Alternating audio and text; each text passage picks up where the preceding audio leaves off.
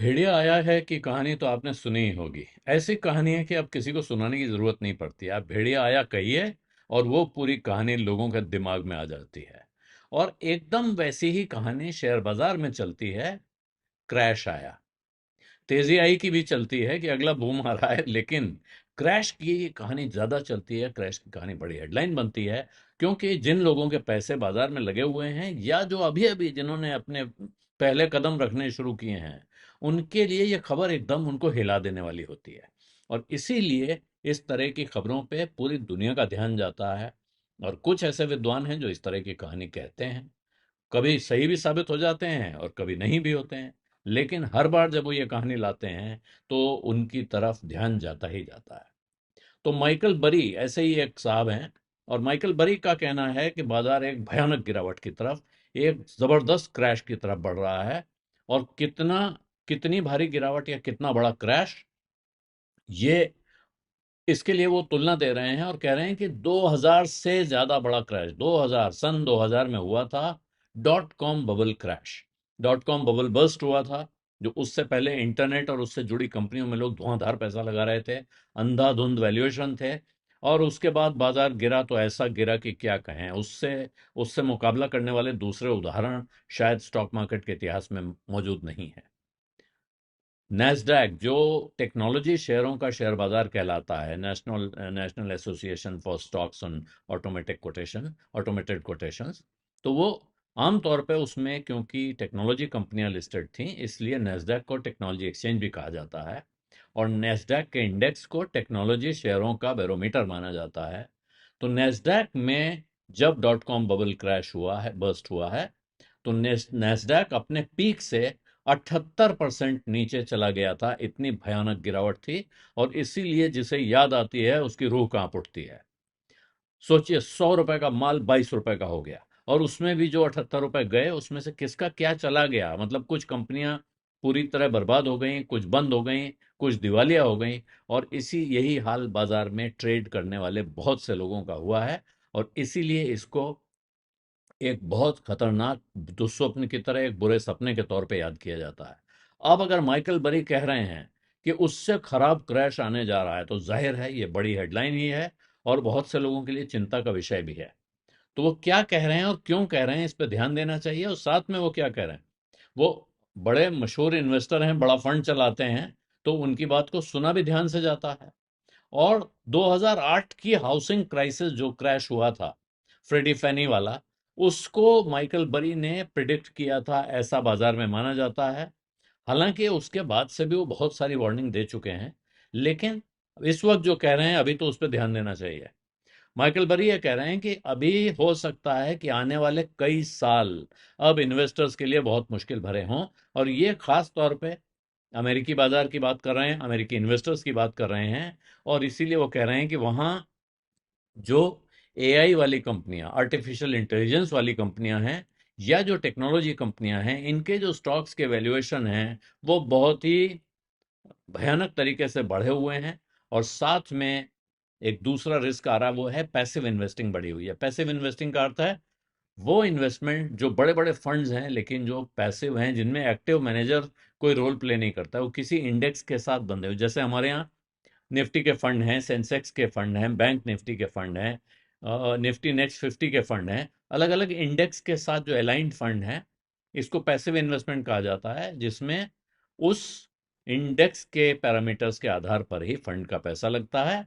और वो उसके हिसाब से ऊपर नीचे होता रहता है। थोड़ी बहुत ट्रैकिंग एरर है जिसको वो ठीक करते रहते हैं। तो इसमें बहुत बड़ा पैसा लगे होने को, वो एक बड़ा रिस्क, इन दो चीजों को, एआई और टेक्नोलॉजी कंपनियों के बेतहाशा बढ़े हुए वैल्यूएशन को, और पैसिव इन्वेस्टिंग का बहुत ज्यादा बढ़ जाना, इसको बड़ा रिस्क बता रहे हैं। अब जैसा मैंने बताया, 2008 का क्रैश उन्होंने एक तरह से प्रिडिक्ट कर दिया था। हालांकि उसके बाद से वो 2019 में, 2021 में, फिर 2022 में भी वार्निंग दे चुके हैं। बार बार वो कहते हैं बाजार में बबल है, इंडेक्स में बबल है, रियल स्टेट में बबल है।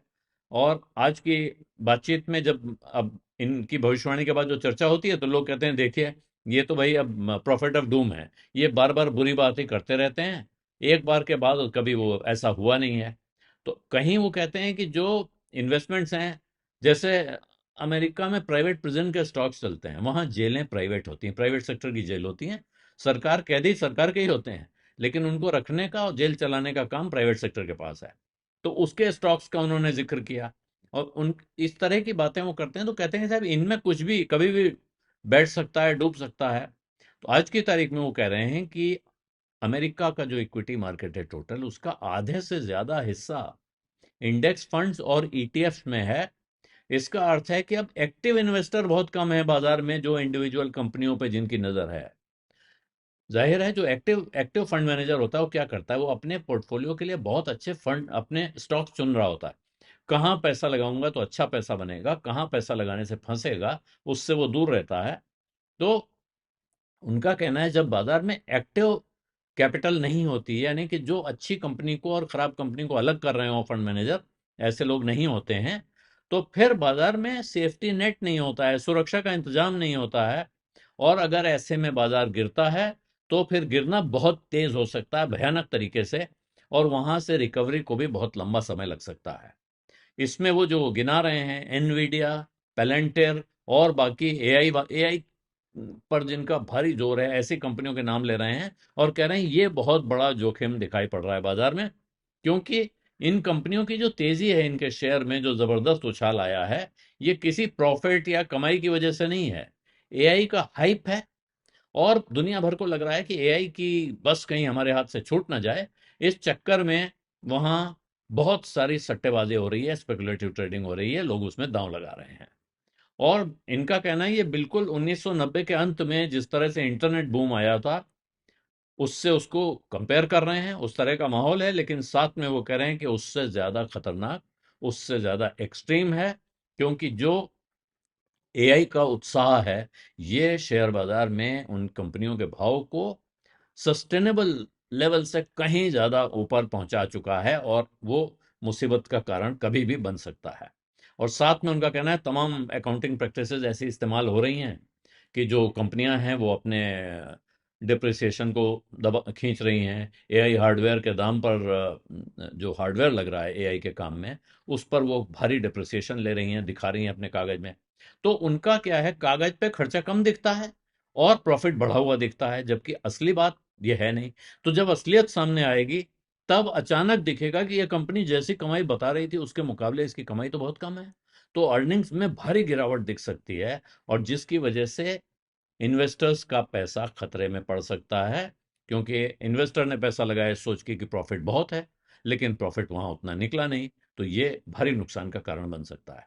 और उनका कहना है कि मैं सिर्फ कह नहीं रहा हूं, मैंने अपना हेज फंड बंद कर दिया है, क्योंकि मुझे अब किसी तरह का, इस माहौल में मैं किसी दूसरे आदमी के पैसे को मुश्किल में नहीं डाल सकता हूं। और अपने पर्सनल पोर्टफोलियो, जो फंड मतलब जहां दूसरों का पैसा मैनेज करते हैं, वो हेज फंड उन्होंने बंद कर दिया। और जो उनका अपना पोर्टफोलियो है अपने पैसे का, उसमें उन्होंने ज्यादातर एआई और टेक कंपनीज पे बेरिश पोजीशन ले रखी है, यानी उन्हें शॉर्ट कर रखा है, उनके गिरने के अंदेशे में पैसा लगा रहे हैं। और यहां उनको दिखता है, बिल्कुल इसका स्पष्ट अर्थ है कि उनको ये दिख रहा है कि भारी गिरावट आने वाली है, और इसमें इस वक्त बाजार में कोई दम नहीं है, इस बात में उनका पूरा पूरा भरोसा है। तो अब ये टाइमिंग की बात नहीं, वो खास टाइमिंग नहीं दे रहे हैं, लेकिन चिंता जता रहे हैं और इन्वेस्टर्स को कह रहे हैं कि भाई सावधान रहिए, डाइवर्सिफाइड रहिए, अलग अलग जगह पैसा लगा के रखिए, इस एआई वाले जो खेल से बच के रहिए, सावधान रहिए और बाजार को समझिए। तो ये सारी कहानी वो दे रहे हैं, लेकिन इसमें एक चीज का ध्यान देना चाहिए कि जो नेस्डैक में जब 78% की गिरावट आई थी, तो भारत के शेयर बाजार में भी भयानक गिरावट आई थी। 2000 की गिरावट यहां भी कम नहीं थी, 50% से ऊपर तक यहां भी शेयर गिरे थे। लेकिन उसके बाद जब सुधरा है, वो 2002-3 के बाद से सुधरना शुरू हुआ है, तो उसके बाद भारत का सबसे बड़ा बुल रन, वहां से बहुत स्ट्रांग बुल रन, बहुत लंबी तेजी का एक दौर भारत के शेयर बाजार ने देखा है। ये बात इस चेतावनी के साथ याद जरूर रखनी चाहिए। हालांकि इस बाजार में सावधानी बहुत जरूरी है, किसी भी माहौल में, किसी भी मूड में, लोग कैसी भी भविष्यवाणी कर रहे हों, इंसान को अपनी सावधानी का दामन नहीं छोड़ना चाहिए। बीज अड्डा में आज इतना ही, इजाजत दीजिए, धन्यवाद, नमस्कार।